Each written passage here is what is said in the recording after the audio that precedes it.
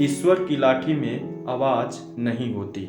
एक साधु वर्षा के जल में प्रेम और मस्ती से भरा चला जा रहा था कि उसने एक मिठाई की दुकान को देखा जहां एक कढ़ाई में गर्म दूध उबाला जा रहा था, तो मौसम के हिसाब से दूसरी कढ़ाई में गर्मा गर्म जलेबियां तैयार हो रही थी। साधु कुछ क्षणों के लिए वहां रुक गया। शायद भूख का एहसास हो रहा था या मौसम का असर था। साधु हलवाई की भट्ठी को बड़े गौर से देखने लगा। साधु कुछ खाना चाहता था, लेकिन साधु की जेब ही नहीं थी तो पैसे भला कहाँ से होते। साधु कुछ पल भट्ठी से हाथ सेकने के बाद चला ही जाना चाहता था कि नेक दिल हलवाई से रहा न गया और एक प्याला गरम दूध और कुछ जलेबियां साधु को दे दी। उसने गरम जलेबियां गरम दूध के साथ खाई और फिर हाथों को ऊपर की ओर उठाकर हलवाई के लिए प्रार्थना की, फिर आगे चल दिया। साधु बाबा का पेट भर चुका था। दुनिया के दुखों से बेपरवाह वो फिर एक नए जोश से बारिश के गंदले पानी के छींटे उड़ाता चला जा रहा था। वह इस बात से बेखबर था कि एक युवा नवविवाहित जोड़ा भी वर्षा के जल से बचता बचाता उसके पीछे चला आ रहा है। एक बार इस मस्त साधु ने बारिश के गंदले पानी में जोर से लात मारी। बारिश का पानी उड़ता हुआ सीधा पीछे आने वाली युवती के कपड़ों को भिगो गया। उसके कीमती कपड़े कीचड़ से लथपथ हो गए। उसके युवा पति से यह बात बर्दाश्त नहीं हुई, इसीलिए वह आस्तीन चढ़ाकर आगे बढ़ा और साधु के कपड़ों को पकड़कर खींचकर कहने लगा, अंधा है, तुमको नजर नहीं आता? तेरी हरकत की वजह से मेरी पत्नी के कपड़े गीले हो गए हैं और कीचड़ से भर गए हैं। साधु हक्का बाका सा खड़ा था, जबकि इस युवा को साधु का चुप रहना नाखुशगवार गुजर रहा था। महिला ने आगे बढ़कर युवा के हाथों से साधु को छुड़ाना भी चाहा, लेकिन युवा की आंखों से निकलती नफरत की चिंगारी देखकर वह फिर पीछे खिसकने पर मजबूर हो गई। राह चलते राहगीर भी उदासीनता से यह सब दृश्य देख रहे थे, लेकिन युवा के गुस्से को देखकर किसी में इतनी हिम्मत नहीं हुई कि उसे रोक पाते। और आखिर जवानी के नशे में चूर इस युवक ने एक जोरदार थप्पड़ साधु के चेहरे पर जड़ दिया। बूढ़ा मलंग थप्पड़ की ताब न झेलता हुआ लड़खड़ाता हुआ कीचड़ में जा गिरा। युवक ने जब साधु को नीचे गिरता देखा तो मुस्कुराते हुए वहां से चल दिया। बूढ़े साधु ने आकाश की ओर देखा और उसके होठों से निकला, वाह मेरे भगवान, कभी गरम दूध जलेबियां और कभी गरम थप्पड़, लेकिन तू अगर चाहे मुझे भी वही पसंद है। यह कहता हुआ वह एक बार फिर अपने रास्ते पर चल दिया।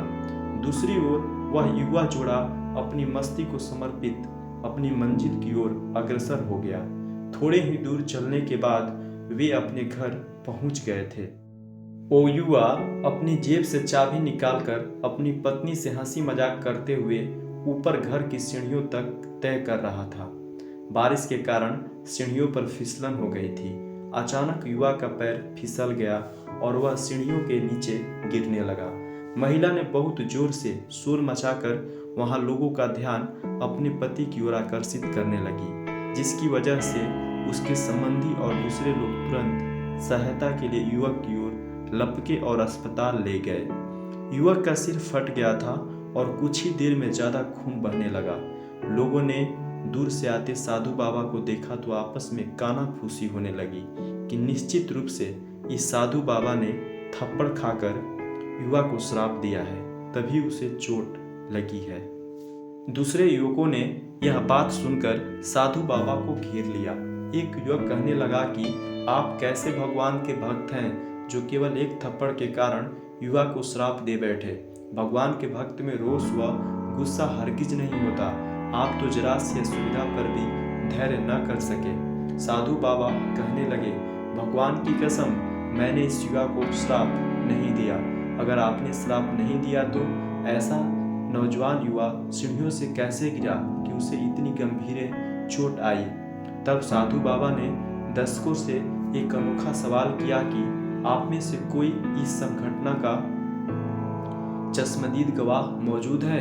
एक युवक ने आगे बढ़कर कहा, हाँ, मैं इस सब घटना का चश्मदीद गवाह हूँ। साधु ने अगला सवाल किया, मेरे कदमों में से जो कीचड़ उछला था, क्या उसने युवा के कपड़ों को दागी किया था?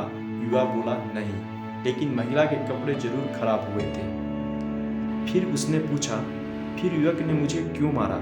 युवक कहने लगा, क्योंकि वह इस महिला का प्रेमी था और यह बर्दाश्त नहीं कर सका कि कोई उसके प्रेमी के कपड़ों को गंदा करे, इसीलिए उस युवक ने आपको मारा। युवक की बात सुनकर साधु बाबा ने एक जोरदार ठहाका बुलंद किया और यह कहता हुआ वहाँ से विदा हो गया। तो भगवान की कसम, मैंने श्राप कभी किसी को नहीं दिया, लेकिन कोई है जो मुझसे प्रेम रखता है। अगर उसका प्रिय बर्दाश्त नहीं कर सका तो मेरे प्रिय प्रभु को कैसे बर्दाश्त होगा कि कोई मुझे मारे? और वो मेरा प्रिय इतना शक्तिशाली है कि दुनिया का बड़े से बड़ा राजा भी उसकी लाठी से डरता है। सच है, उस परमात्मा की लाठी दिखती नहीं और आवाज़ भी नहीं करती, लेकिन पड़ती है तो बहुत दर्द देती है। अपने धन, यौवन और पद का अहंकार दूसरे को चोट पहुंचाने का कारण बनता है, किंतु जब समय का चक्र हमारी तरफ घूमता है तो हमारा कष्टों का दौर शुरू हो जाता है। हमारे कर्म ही हमें उसकी लाठी से बचाते हैं। बस अच्छे कर्म होने चाहिए। किसी को भी चोट पहुंचाना, खुद चोट खाने की तैयारी करना है। हमें अपने गलत कर्मों से डरना चाहिए, क्योंकि ईश्वर की लाठी में आवाज़ नहीं होती।